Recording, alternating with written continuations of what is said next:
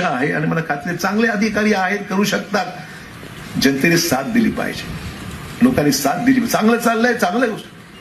आमचे मुंडे ना आपले एवढीला तुकाराम मुंडे, उत्तम काम चांगलं आहे. आज पनीर खातो ते खरं आहे की खायलाच भीती वाटायला लागली फॅक्ट आहे.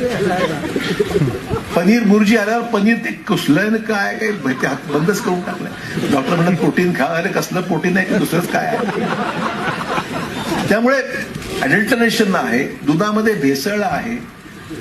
तडाखा जो त्यांनी सुरू केलेला आहे ते तिकडे जातात, ते तडाखा मारतात, ते त्यांची ख्यातीच आहे, चांगली आहे का वाईट नाही आहे. त्यामुळे त्यांची बदली करू नये अशी विनंती मुख्यमंत्र्यांना करणार आहे.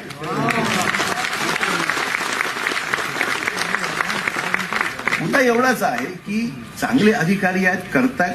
अडल्टरेशन म्हणजे काही ठिकाणी भाव पडले, वस्तू थोड्या कमी झाल्या, अडल्टरेशन आटोक्यात आलं, चित्र आहे, चांगलं आहे ना. कॅन्सरचं प्रमाण एवढं वाढत चाललेलं आहे, चिंतेची बाब आहे ना.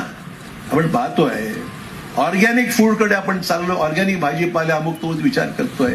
पेस्टिसाइडचा वापर एवढा आहे, अडल्टरेशन एवढ्या मोठ्या प्रमाणावर आहे, भेसळ एवढ्या मोठ्या प्रमाणावर आहे.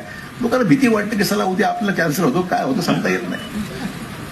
त्यामुळे हे जे क्रॅकडाऊन केलेलं आहे हे चांगलंच आहे. म्हणजे 10-20 लोक नाराज झाली हरकत नाही, पण 90% समाज खुश असेल तर केलं पाहिजे.